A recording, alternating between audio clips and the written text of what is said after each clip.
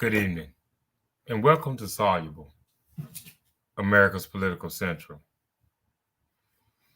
We got a lot of things to dig into tonight. The date is February 24th in the year of our Lord, 2023. And we're going to touch on all things political as we see it as, a dire need in order to achieve a overall goal of a better America. Our position here at Soluble, our belief is that, democracy is the last best hope for mankind. We see other, tyrannical governments, autocratic governments around the world. I'm about to call you back. I'm on my podcast. Text me. Excuse me. We see all kinds of other tyrannical forms of government, autocratic forms of government around the world. And those of us who are sane enough to realize, as I said, democracy is the last best hope for mankind. So, as I've said always and stated here, we're here to try and solve.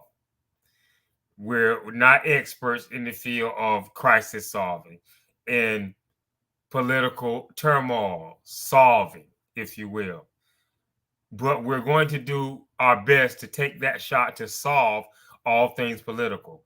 Now, to the Democratic Party, which we pledge allegiance to, we, have that 90 percentile people of color, and we're staunchly entrenched there.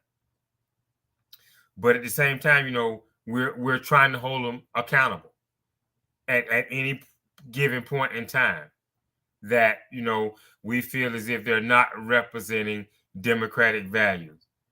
But as I said, democracy is the last best hope for mankind. And from our side of the aisle, we want to put forth, good candidates, regardless of what, Republicans are doing. I kind of believe in what a famous former first lady said, when they go low, we go high. And so in regards to our candidates, our elected officials, we cannot sink to the level of what we see in the Republican Party today. And so, not to be biased, but we're firmly entrenched in Democratic circles. As we here at Soluble believe that that's the best party for the hands of American or all things America to be in. Now, just going through a few things that are, in the political talking points today, we're kind of behind. We must confess here at Soluble, sometimes our day work gets in the way of our ability to come on a regular scheduled basis. So, out of the gate, we're having that struggle to get a solid scheduled format so that that you can automatically tune in. But nevertheless, we're here. We're ready to offer solutions. We're ready to solve. First and foremost, we're ready to solve. And we're going to hold ourselves accountable to be one of the many podcasts out here in the world today where people could come and, seek solutions to any type of political turmoil. You can give us feedback. You can give us questions about what's on your mind, and we're going to give you the best political feedback in order to solve it. Because that's what it's about here at this podcast. We're not doing it for likes, retweets. The world is in turmoil. The world is in crisis. So why wouldn't Soluble come forward as a way to try to bridge the gap, try to start the conversation, to be an end all, if you will, to all the chaos and madness that's going on in the world today, in politics and in today's society. So a few of the things that's going on currently in political circles nowadays. The president has had his checkup last week, and his doctors, after fully checking him out, labeled him as healthy and vigorous. So, in spite of what the Republican Party says, wannabe candidates, wannabe future presidents in the form of Governor Haley says, what the doctor says matters. That's what matters. We're looking for the opinion from a professional MD. After thorough examination, they have labeled the president healthy and vigorous. Now, could he have possibly stumbled going up Air Force One here a couple of nights ago? Yeah, it's possible. Look at the president's age. And he's fighting for democracy all around the world.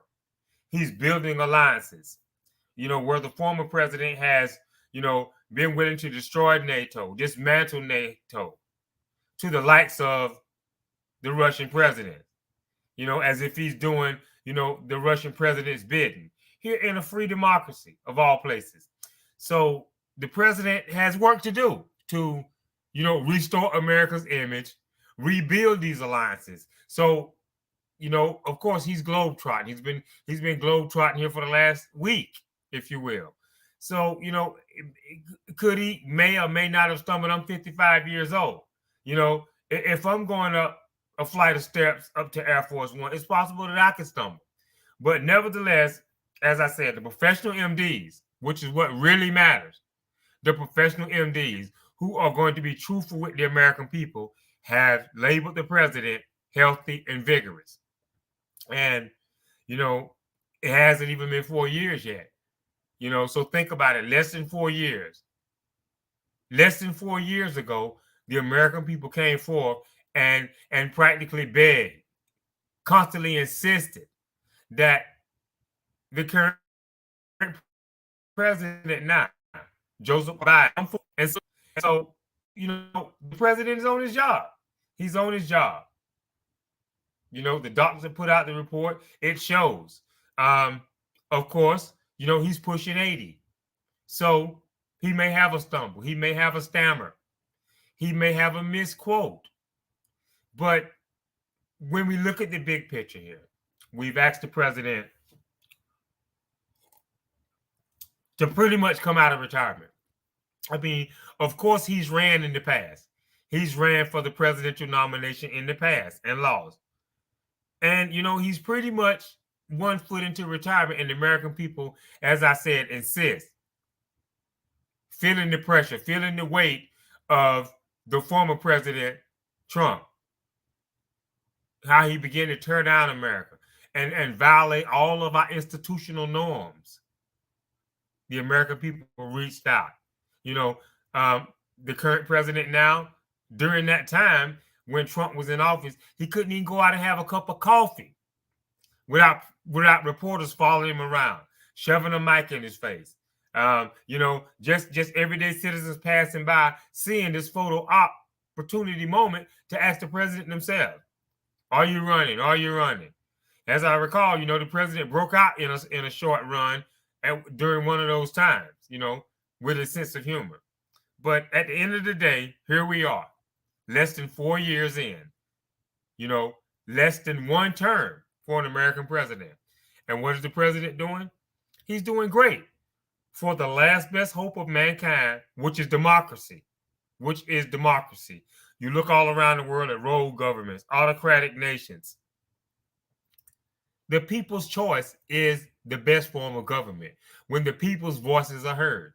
And the president has brought democracy back from the brink of a former administration that cared nothing about, defending democracy from rogue dictators around the world, whoever they may be, whether it be Putin, whether it be Kim, whether it be that he's influencing people in Myanmar. But nevertheless, now we have a current president in office who's brought America back from the brink of that. He's on foreign soil, building alliances, against a dangerous China, against a dangerous Russia. Because, we as American citizens, we have to realize and understand that in these forms of government, the people are groaning and complaining. They're longing for something like America has. And so, that leaves these rogue dictators with, thoughts of tearing down what we have here in America, just to discourage their citizens or silence their citizens. To say, see, you thought democracy was the last best hope of mankind, and look what's happening to it. Look where it's at. And so that's what the president is defending now. As the doctor said, vigorously. He's not only healthy and vigorous based on the doctor's account. This is not, soluble. We're taking what the medical professionals have said after thoroughly examining the president. But you have a healthy and vigorous president, vigorously defending democracy and trying to rebuild what the former president was all too willing to tear down. And we all know that America can't put its a lonely self when it comes to us going it alone, put our blood and treasure, just throw it all out there for the sake of defending freedom and democracy in the world. We need these alliances, other countries who have had a taste of it and who wants to live, in an organized democracy where the people's voices are heard through a vote. So we have, as I said, a healthy and vigorous president. Make no mistake about it. The Republicans are going to, try to bring spin into this. They're going to try to, in the form of future candidates, talk about competency, and saneness, if you will. But think about it. Should you listen to Republican naysayers who are always going to have something negative to say about the president? Or should you listen to the MDs, the professionals who know what heartbeats per minute means, know how it matters, who knows what blood pressure means, who can examine the president and see, is he going to be subject to dizzy spells where he's fainting? He's been thoroughly checked out. And at the end of the day, healthy and vigorous. That's what we have. That's the type of president we have on the ground, commander-in-chief, listening to his advisors, and trying to rebuild democracy around the world, which, as we all know, whether we want to admit it or not, regardless of what side of the aisle you're on, democracy is the last best hope for mankind because we have a say-so. We have the power of the vote, which we must use thoroughly. To my fellow Democrats, we must constantly use thoroughly now because, look at what's going on in society. Look at how things are turning. We have to admit, if the question is, do you feel safer now? Do you feel like there's a safer America now? Building strong alliances, strong foreign policy, shooting down balloons, standing up to foreign aggressors. It's a question that you have to ask yourself. And, if you love the country, it's your patriotic duty to, address this question honestly, regardless of party. You have a president right now who's pushing 80, and he's staying even keel and keeping America on course. You got to give him credit for that. You got to give him a vote of confidence for that. Because candidly, he is pushing 80 years old. And for the president to be pushing that number and doing the job that he's doing a heck of a job. And we take our hats off to him, regardless of party. This is not political bias. This is just what's actually happening. We give him credit where it's due. Moving on, we have the train derailment in Ohio, in East Palestine, Ohio. Now, to my fellow Americans, Republicans and Democrats, here you have an industry where, the owners are described in terms of magnates, tycoons, barons. These are very wealthy, affluent people. And, here you have a situation where freight is being moved, hazardous chemicals or what have you. What is really going on here? Now, this is the question that we must ask ourselves as American citizens. And it's real important when it comes to Democrats and Republicans. And the question is this: is this what deregulation looks like? Is this what deregulation of the industry looks like?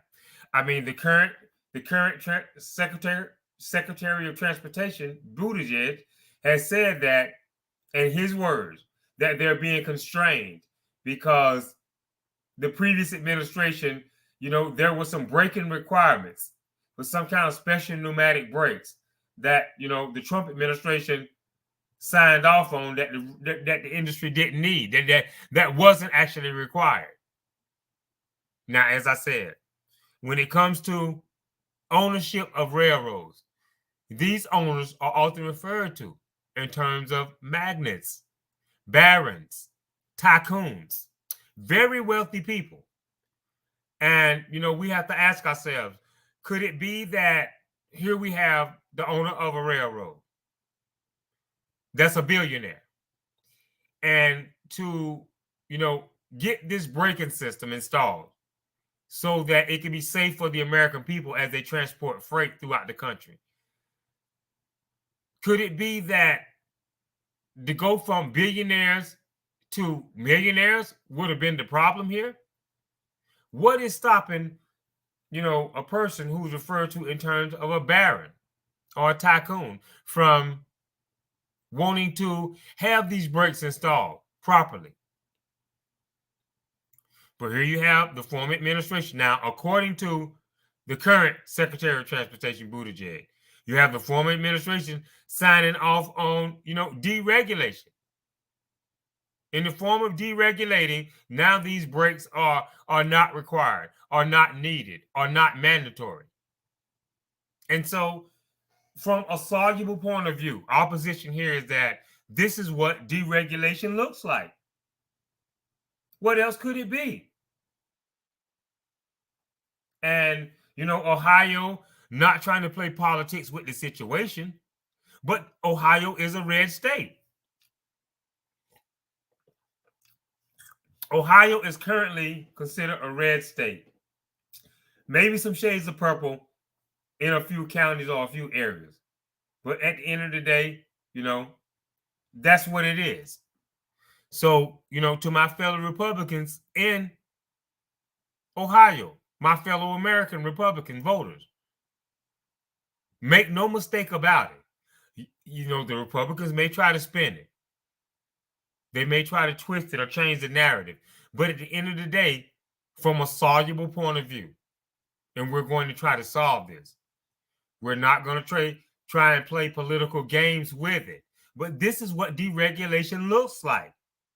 Now you have the former president, based on reports coming out in the press, that he's going to East Palestine, Ohio. Now, will he admit that this is what deregulation looks like? Will he admit it? Will he own it?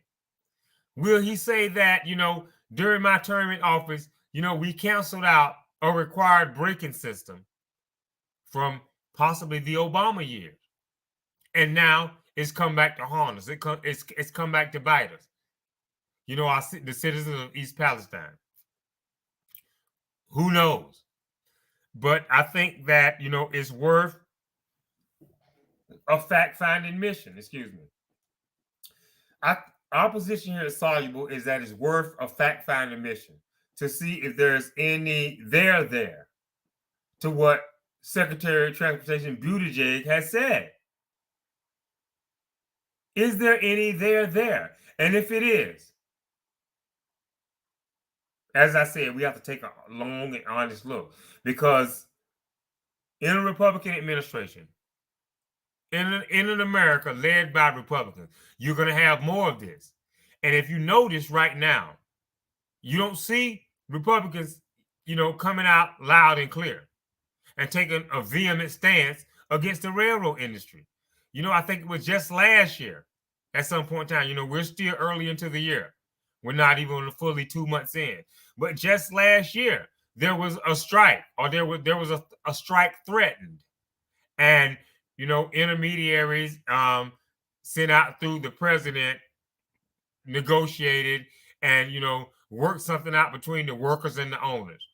But obviously, we see now that the owners are going to try to cut costs by any means necessary. It's possible that they sent the lobbyists up to Capitol Hill, sent the lobbyists up to lobby against this new braking system, this new braking requirement. And now, here we are. Here we are in East Palestine, Ohio, with a serious major derailment. And so it's worth taking a look see into. And if Secretary Buttigieg is not being truthful, we're going to hold him accountable here at Soluble, because we can't play political favorites here. This is nothing to politicize, but we're looking at it on the issue of a party by party stance basis. And we have to ask ourselves at the end of the day, our question to you here at Soluble is this what deregulation looks like? The drinking water is possibly contaminated. The pureness of the earth. Is this all in the name of the almighty dollar? Now, someone needs to own it. Governor DeWine, he's come out a little bit, in attacking the railroad. He's the governor of the state. But more needs to be done. If we can all take a look at this, take a quick investigation into this and see if it's caused, one of the major root causes of it is deregulation. It's worth a look-see. We're poisoning the earth. We're contaminating. And we've stated it on this podcast before, plain and simply, that this is what deregulation means. This is what it looks like, folks. So will the former president own it in East Palestine? We doubt it. Excuse me. But if he goes to East Palestine and owns it with honesty and integrity, if there was anything that happened during his administration that could have, caused the railroad to be able to cut corners, to be able to not, go full blown when it comes to maintenance and maintenance requirements in the name of trying to save the almighty dollar. These tycoons and magnates are billionaires. And so what, if they had to take a braking system and apply it and they became millionaires, it's not going to take too long for them to build it back up. But this, at the end of the day, you have the citizens of East Palestine suffering now. And it's all centered around, what our position here at Soluble is greed. It's all centered around greed. This is what deregulation looks like. Save money, cut corners at the expense of the American people. We lose jobs, we lose clean air, we lose clean water. There's more pollution, all in the name of the almighty dollar. And so, take a long look. Take a long look at the stance of each party's direction when it comes to regulating for these things like pollution, clean air, water, safety of the American people. Now, the railroad companies, they've given out checks for $1,000 or given out, $1,000 in cash to families in East Palestine. Is it enough? Is it enough, to violate clean water, clean air? You have citizens right there in East Palestine revealing that they think they're breaking out in hives that they never had before. So take a long look at it. Something has to be done here. Something has to give. And, our position here at Soluble, and, we know that the American people are being observant also. The Republicans are saying little to nothing. They're not angry enough. They're not active enough in coming up with legislation are coming up with new, laws, bills, or whatever that they can bring forth that, will hold the railroads more accountable. These owners have money to burn, but instead of burning it, they should spend it on the required parts that they need to enhance their rail systems and their ability to transport, because things wear out. They're transporting from the West Coast to the East Coast constantly. Things wear out. Why would you want a shortcut when it comes to parts requirements? The actual length of time in between service maintenance. Why would you want to compromise that? You're making more than enough. So it's all in the name of greed. Now, when it comes to the drinking water, you have the officials, with these photo ops and things like that saying the water is safe. The water is safe to drink. Our position here is soluble because we're trying to solve here. Keep in mind, we're trying to solve. And, we'll go all out. We're going to go all out for the American people, whether it be Democrats or Republicans. We feel like we can point either party in the right direction, regardless of our political stance or position. But the way to solve this water crisis are the question marks that are up in the air. We need the CEO of the railway, the owner, if you will, want some of the top dogs to come in. If anything, they can buy a house in East Palestine because they can afford it. Right now, the railroad company, the owners, they can afford to buy a house in East Palestine and sell it later.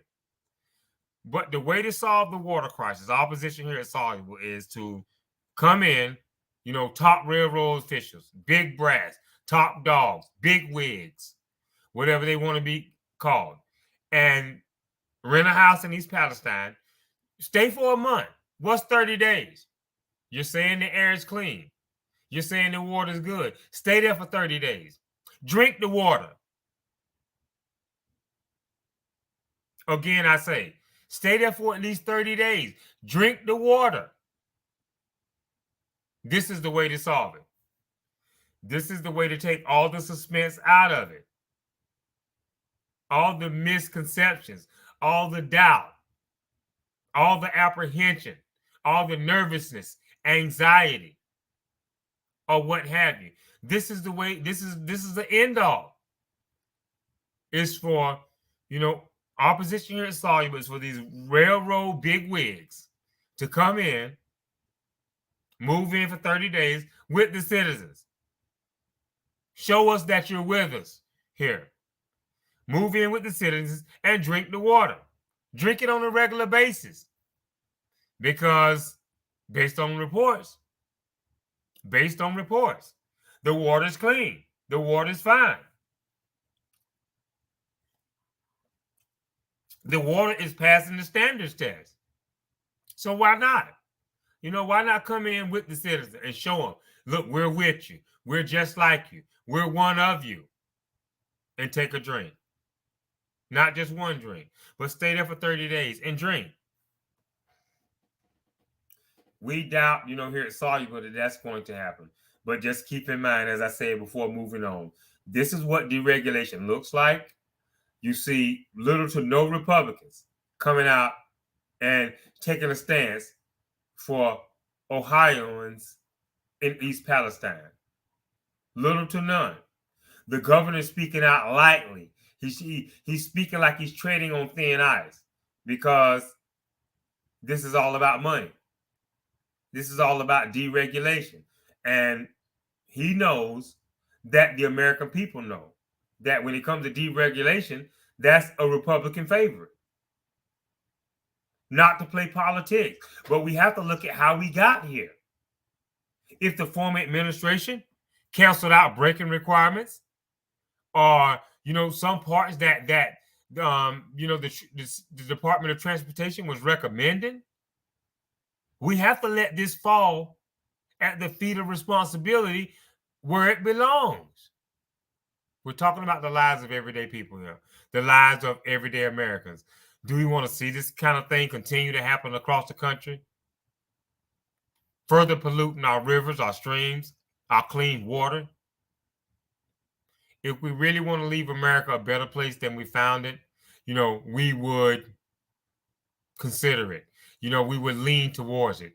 If regulation in any given form is going to keep us safe, regardless of what it's going to cost said business owner to have to spend to meet standards, to meet requirements, to keep us all safe. It is what it is. If regulations are going to keep us safer, we need them. We need them. Especially with this case in point, with this example here of this railroad, this derailment of the rail cars. We need it more than ever. But make no mistake about it before moving on. Our position here at Soluble is plain and clear. This is what deregulation looks like in one of its many forms. In one of its many forms. And here you have magnates, tycoons, and barons. They're laughing all the way to the bank. And your daily lives are affected. Your communities are affected. Meanwhile, while they're somewhere flying off in a private jet to a private island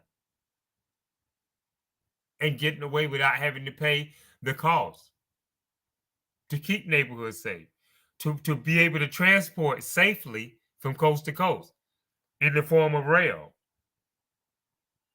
They're ducking the requirements.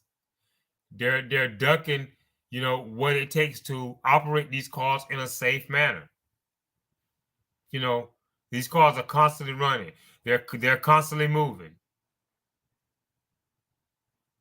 Is maintenance being compromised? Is maintenance being overlooked? All in the name of the almighty dollar? It's a very great possibility. So, another reason to stay on your P's and Q's to my fellow Americans, Democrats in particular. The Republican voters, it is what it is. It is what it is, but you can't deny it. You can't deny it. This is what deregulation looks like. And your party is all for it. Your party is all for it. So, let the derailment fall at the feet of responsibility where it should.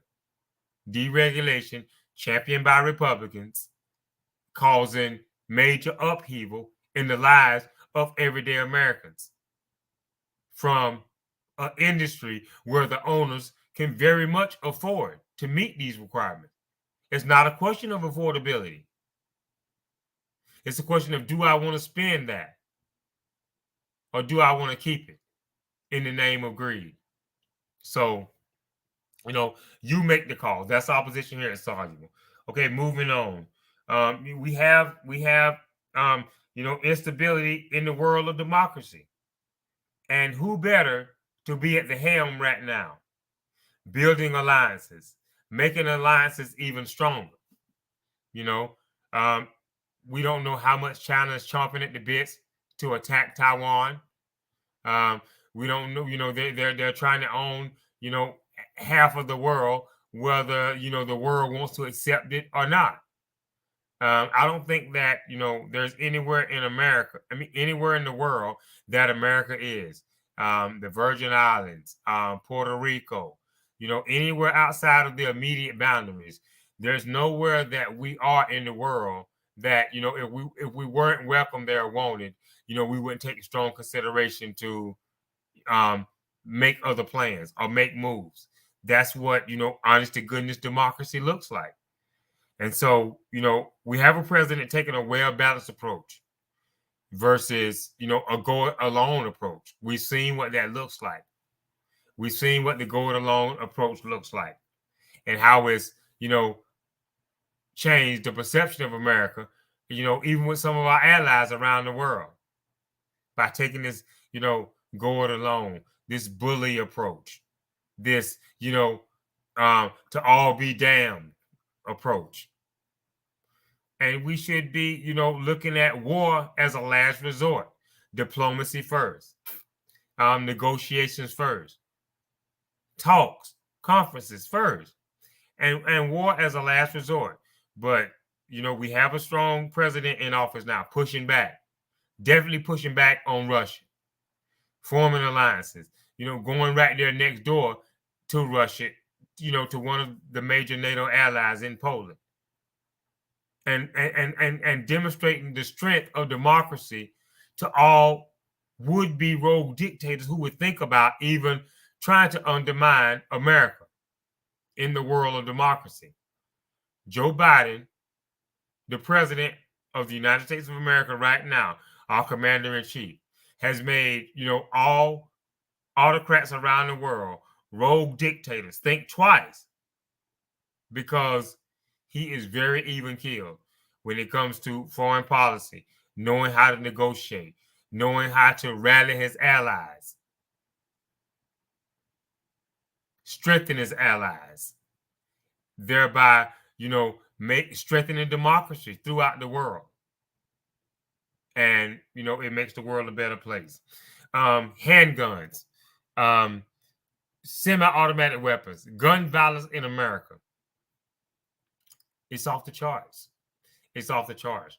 We've had, of course, more shootings, mass shootings, number of mass shootings than we've had days of the year. And once again, how do we solve it? How do we solve it? Can we have responsible politicians in Washington, D.C., who realize that, we have to take this get tough approach when it comes to guns, because we're killing ourselves from within. There's no question about it. There's nowhere that you can go safe in American society today, or nowhere that you can go and feel safe. People go about their daily lives, but that thought in the back of their mind is, it could happen at any time. A car could backfire in the middle of a shopping plaza, and people begin to run for cover. That's a sign of the times. That shows you where we're at. And, to my fellow Democrats, democracy is in your hands to save, to lose. It's in your hands. And it's as simple as a vote. It's as simple as a vote. And then, after the vote, if we have anything like we had on January the 6th that tests the firewalls of democracy, then, we could take that wait and see approach. But we have to vote. We have to vote first and foremost in order to put officials in, elected officials in, who care to do something about gun violence in America. Who care to do something about gun violence in America. Now, we're not going to make it a political issue. We're not going to make it a Democrat or a Republican issue. It's a matter of civility. How can we say that we are a civilized society and we've had more mass shootings in the new year than we've had actual days of the year? How can we continue to say, believe, or think that we are a civilized society? Now, if we are truly a civilized society, we will do something about it. We will take a stand against it and find some kind of way to bring it to a screeching halt, a grinding halt. But bring it to a halt nevertheless. Like it or not, whether it's a matter of pride, being ashamed, as a sign of weakness, or what have you, we need mental health evaluators. We need people more in the mental health field to step forward and play a major role in the gun crisis. I don't know, right now here at Soluble, we don't know, how that would look. But, for example, when the police are called out, when there's someone having a mental episode, then those police officers should be required to have a mental health evaluator, someone who's in the profession or knows how to get through with a person who may be having a bad day, because the bullet is not the answer. The bullet to the head or chest is not the answer. But nevertheless, gun violence in America is raging. It's raging. And, we know where both stances are on both sides of the aisle. And, this is no longer a question of the Second Amendment. I mean, the Second Amendment is in stone. It's in stone. We have that right. We have that right. Now, the Second Amendment says nothing about what kind of arms, or if there are arms that can be limited. And I'm quite sure that had the framers or the founders, been able to look into the future and see what we're going through today, they may have, specified more or less. But the right to bear arms is in stone. And so, in this day and time, the question should be, from a soluble point of view, trying to solve it, first and foremost. The question should be, what kind of arms, do we as American citizens need? Throughout American history, we've had batteries. We've had, armories where firearms were stored, so that in a time of national crisis, any said citizen who wanted to take up the fight to defend democracy right here at home could be issued a weapon with a possible serial number, and some type of way of identifying said weapon to be returned once the conflict is over. But we have to do something. We have to do something as a civilized society. Because if we continue to go backwards in this manner, we're going to fail to qualify as such, or we're going to fail to be able to call ourselves a civilized society, because this doesn't happen there. This doesn't happen there. And limiting firearms, putting out laws against certain types of weapons has nothing to do with infringing on the Second Amendment. And we need all political think tanks, all political parties, all political sides of the aisle to come together and look at the big picture here.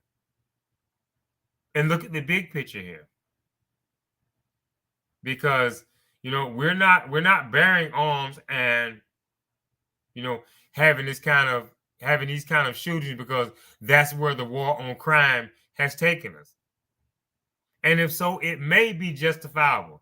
It just may be justifiable if we could say that, we've had 60 something, pushing 70 something shootings already, and they were all crime related.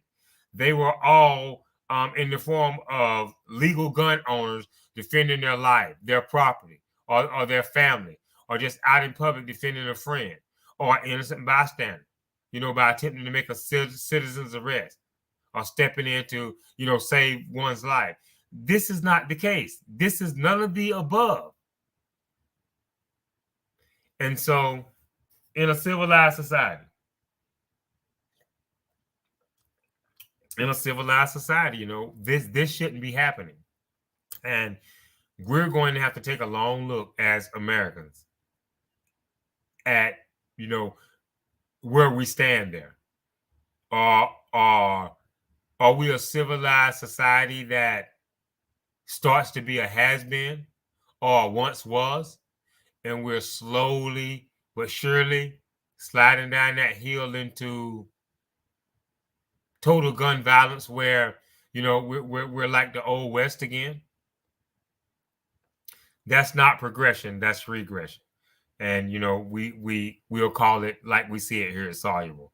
And these things can be debated, but we're asking you, our audience, to take a long look at both sides of the political stance on these issues. The train derailment in Ohio with the pollution of the air and water, instability in the world of democracy, or instability in the world, period, by would-be rogue dictators threatening, autocratic nations threatening to tear down democracy because they're jealous of what we have here. We're going to have to take a long look at it. And, we rocked the vote in 2020, and we put America back on a sane path. Now, will we stray from that? Will we stray from that? Will we be, a country of patriots, or will we be a party of idiots? And that's what it comes down to. Are we going to have elected officials who are going to go to Washington, D.C. and do a patriotic duty towards America? Or are they going to do, an idiotic duty in the name of party? And we see it. We see it. If there's a Democratic elected official who, is not living up to what we think should be happening in Democratic circles, who's not putting that vote out there in the right way, who's not willing to work across the aisles. We have to call them out. If we're going to be, the bigger party, if we're going to be the party that continues to lead America into the 21st century. We have the power now. Now we have to know how to use it in the right way. And to that 90-something percentile people of color who are voting in Democratic circles, we have a lot of work to do. We had a lot of work to do now. During the signing of the civil rights legislation, you had President Lyndon B. Johnson saying that, and I quote, something to the effect of, he would have these niggers voting Democratic for the next 50 to 100 years or something to that effect. And he was right. But there's a side of that he didn't see, that we must now, as people of color, voting Democrat in the 90-something percentile. There's something that he didn't realize that we must now make America realize. We're not just, going to vote Democrat as far as just like a blank slate. Give me a blank slate of a slate of Democratic candidates and we vote, regardless of what their policy issues are, because they have a D beside their name. So it's going to be up to us to show the other side, to show that we are intelligent, free thinkers, and that, yes, we are voting Democratic, but, we have a lot of stuff that we still have to do, that we still have to fight for.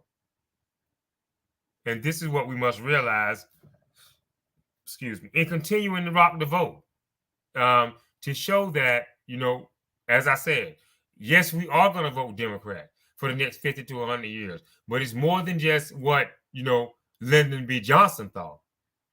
We know that, we know what we have in front of us. And we know it's going to take a lot of serious politicking and vote getting, vote supporting, vote encouraging to get these things changed. We have African-American mothers dying at high rates, going into the hospital during childbirth. As a 90-something percentile voting bloc in the Democratic Party, we have to go after that to show Johnson and the rest of America how wrong, he was, or how wrong his thinking was, for thinking that we would just vote Democratic regardless and, not have issues that we know need to be addressed, that we can't, go into more voting power and more voting power until we change these things. Not only do you have, young African-American mothers dying at a high rate, going into the hospital with childbirth, we have, the Black farmers who have been discriminated against, in this country in the past, last couple of decades when it's come to loans, in order to save their farms, that other farmers, of Caucasian descent have gotten. We have to address that. We have Jackson, Mississippi right now, where they're having trouble getting clean water. And here is a city that is the capital of a state. Here's a city that is the capital of a state, in the poorest state in the union. We have to, look at the whys of it all. As far as WHY, we have to look at the whys of it all. Here we are, here we stand, here we sit in 2020, the year 2023. And, here you have a major city, the capital of a state, where, they're having trouble getting clean drinking water. We're going to have to take these questions to Governor Tate Reeves right here in Mississippi. So there's much work to do as Democrats, voting in a system, a country where every vote counts in order to get the officials, that we want in for change. And we have the power to do it. Voting is more powerful than protesting. Voting is more powerful than protesting. So we have to keep that turnout up. We have to keep that in mind. When we, as a 90-something percentile, people of color, when we protest and march, we're mocked, we're laughed at, we're scorned. When we go out and vote in large numbers and get the officials in the office that we want in the office, then we have riots and fights and people in America becoming fighting mad. So as Democratic voters, you have to, ask yourself, where does your power really lie? You vote, you march, you protest, you're mocked, you're laughed at. You go vote in huge numbers, then people become fighting mad. You have to ask yourself, where does your power truly lie? Where does your power truly lie in those two situations, with those two outcomes? One action you're taking gets you mocked and laughed at. Another action you're taking causes other people to become fighting mad, threatening. Figure it out. Figure it out to my fellow Americans, to my fellow Democrats, and those who are sitting on the fence, not knowing if they should go that route or not. Now, we've addressed it. We've addressed it, and we will constantly, keep it in the talking points. When it comes to entitlements, a lot of people of color may begin to frown on the Democratic Party as that party that supports entitlements. And we have to debunk that myth. We have to stand up for well-paying jobs and trying to usher out a system of entitlement that does no good for American families, does no good for American society. And, it's families being created off the taxpayers' dime. Let's just be frank about it. So as fellow Democrats, we here at Soluble, our position has been to suggest phasing it out in 10 years. So here we are in the year 2023. We're going to push to have entitlements phased out by the year 2033. And if you've been paying attention, we've brought to you to the light of when, this entitlement program in the form of welfare and food stamps began in the Great Depression for a reason. But, as I said, now things have changed. The economy is booming. There are jobs everywhere. So, as fellow Democrats, it's going to be up to us to push to have it phased out. We know it's producing crime. We know it's producing poverty, and it's producing despair, mental anguish. There's all kind of negativities associated with this entitlement program. And so, as Democrats, we have a lot of work to do. Some of the major criminal element that we see, amongst people of color here in America comes out of, is born out of this entitlement program. But as I've said, and make no mistake about it, there are those on the right who will try to stereotype and paint us all with the same broad brush to say that we're all doing crime. Or as people of color, we're criminals. But as I've stated before, and you can take it to heart, you can do your own research. The criminal element that is coming, from this poverty-related entitlement program, this criminal element is made in America. No matter what racial stripe, but especially Negroes in America.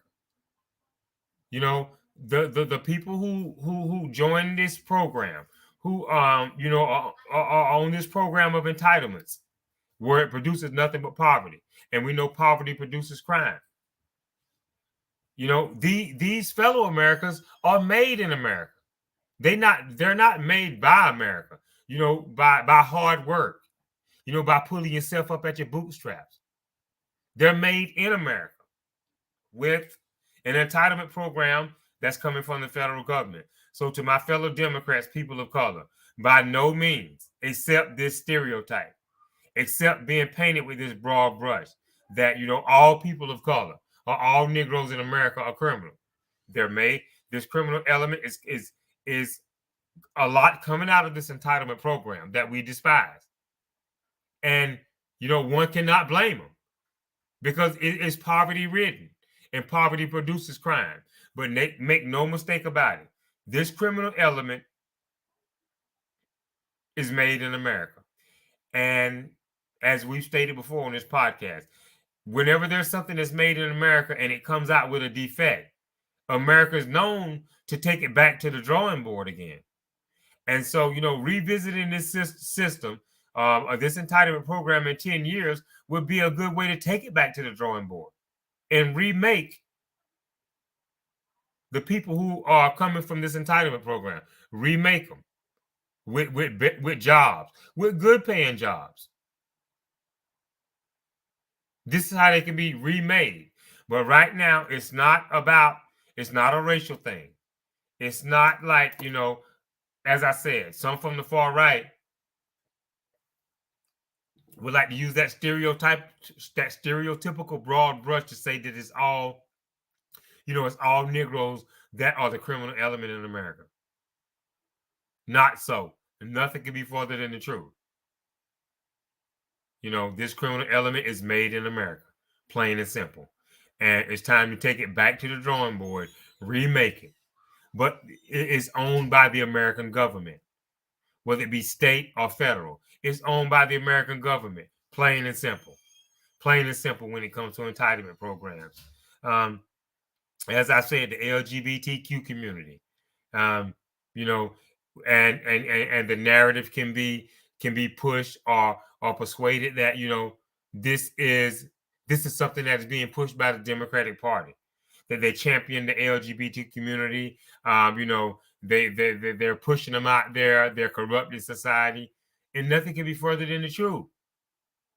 Simply, what the Democratic stance is to give protections that are afforded to all of us under the Constitution. To give protections. That's it, plain and simple. The current Democratic president that we have right now is a happily married man. Excuse me. But in his heart of hearts as commander-in-chief, he feels as if it's his responsibility to give these protections to all Americans, regardless of race, gender, sexual orientation. Is it soluble stance here to fully support it? No. To support, the protections that they should be afforded under the Constitution, yes. But, this is a faith-based decision, and we should all respect each other's wishes here, or each other's stance. Those that are for it, I don't try to target them. That's not our position here. It's soluble to try to say, you're pro LGBTQ and this, that, and the third, and then we go out and target them for humiliation, ridicule, physical attack. No. We feel like we can debate it, we can negotiate it, and we can come up with, at the end of the day, a solution where we can all live together. And so, that's something to think about. The internet, the World Wide Web. In a lot of cases, where you think it might be the Democratic Party in particular that's pushing this, you have to look at the internet. In a lot of cases in America, as we've stated before, the internet is the parent of some kids, of a lot of kids. They're being raised on the internet. Google is teaching them. Forget, family values on parental advice. So this is one of the root causes also. And so at the end of the day, our position here at Soluble is to try to give an explanation and give out content that will create thought, deep, you know, deep thought that tries to look at it from a reasonable point of view, from a sensible point of view. Plain and simple. Plain and simple. That's where it begins and ends. And so, those are just some of the things that are going on in the political world today. And as that 90 something percentile people of color who are voting Democrat, we have to look at things that are going on in the country, with police brutality. The rogue right trying to take away our voting rights, trying to push us back to a time where, we were seen as second class citizens, or we weren't worthy of having all the freedoms and rights that all other Americans enjoy. We have to take a long look at it and look at it for what it is. Now, you look at all of the things that have happened in the past, in the former administration and in the past period, when it comes to police brutality, discrimination, displays of racial hate, with all the Karens, that were born and came about during the Trump administration. There's no one particular person of color, or what have you, that can guarantee us that sense of normalcy, or that can guarantee you that they're going to put us as the people on equal footing. So what we have to realize there is that money is not, at the end of the day, a cure-all, or an individual having money will come forth and save us. This is going to take a collective, and that collective mainly consists of a collective of voting, a collective of votes, and we have to take a long look at it for what it is. We have two parties here, two major parties, Democrat, Republican.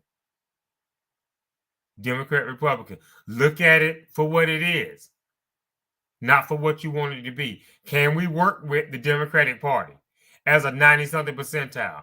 Or should we switch over? Saying that, or thinking that we can better work with the Republican Party.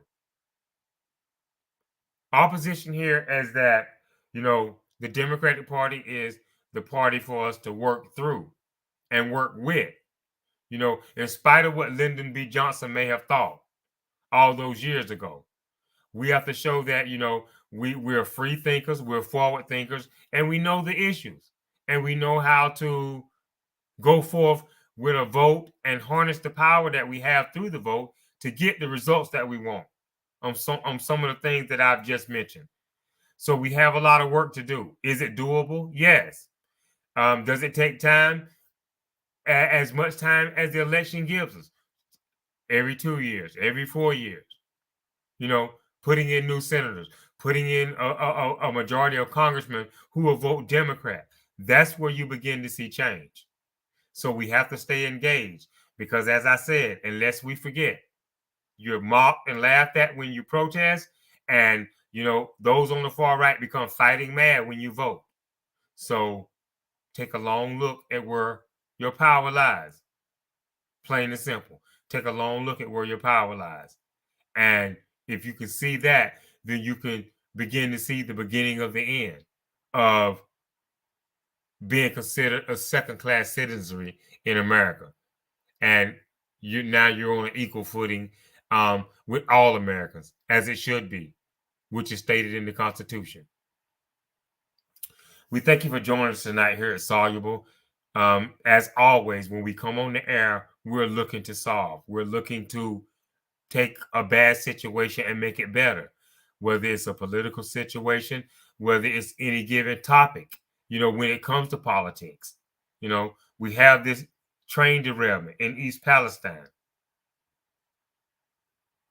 How do we solve it? Well, we have to be honest with ourselves, and that's our goal and objective here at Soluble. A train derailment in East Palestine. So the number one question is, because we're a nation of laws, is this what deregulation looks like? We can have deregulation written into the laws, or we can have deregulation written out of the laws and bring in regulation. So, it's a process. It's a process, and it takes time. But the more we rock the vote every 2 to 4 years, we will begin to see these changes sooner rather than later or never. So that's something that we actually need to, take a long look at, contemplate, to my fellow Americans, Democrat and Republican, to all of us. We don't have, a Democrat era or a Republican era. We don't have a Republican clean drinking water and a Democratic clean drinking water. We don't have a Republican climate and a Democratic climate. We have one earth, one environment. And we should all be able to come together looking to solve any crisis that man has created. Man should be able to solve. And so, as I said, it's up to you. Take a long look, take an honest look. And ask yourself, is this what deregulation looks like? And if so, in the form of Republican administrations, look forward to more of the same. The train derailment in East Palestine, look forward to more of the same. Because they're going to deregulate and deregulate in the name of the rich. And who's going to suffer? Not the rich. As I said, these railroad executives, these barons and magnates, they're off in their private jets, off to their private island. And who's suffering? Everyday, average Joe American citizens, like we have in East Palestine. We thank you for tuning in. As I said, we're always trying to solve, because at the end of the day, that's what we're here for. From the former administration that gave us the idea that, we should come forward. We should try to be a voice for the voiceless. That's what Soluble is all about. And we thank you for joining us. We look forward to bringing you, all the daily happenings, the facts as we see them, the facts as has been stated. And we can always debate those facts. We can always, have a think tank on those facts. And at the end of the day, that debate and our think tank should be geared towards a solution. Because as I said, we all breathe the same air, drink the same water. And so at the end of the day, let's try to find a solution for all of, not just America, but mankind in general. And, so we'll take a look at it from the two ruling parties, the two parties that are constantly vying for power, as to, a desire to try to take America in one direction or another. Our stance is that the Democrats are the last best hope for America until the Republicans show us something otherwise. We see what we got from the previous administration. We see, the type of flawed candidate, the flawed human being that the Republicans put forward to sit in the Oval Office. So, we haven't given up, but we have to take, a real careful, long, observant look now, to make sure nothing that this dangerous ever happens again. So stay tuned. We look forward, as I said, to bringing you all the latest political updates, the political happenings, just to give you eye-open refreshers constantly in the world of politics in America. Because at the end of the day, if there's a problem or a crisis that's being created, we think that Soluble is the podcast to tune into, because we're going to always bring you what we think is the best solution.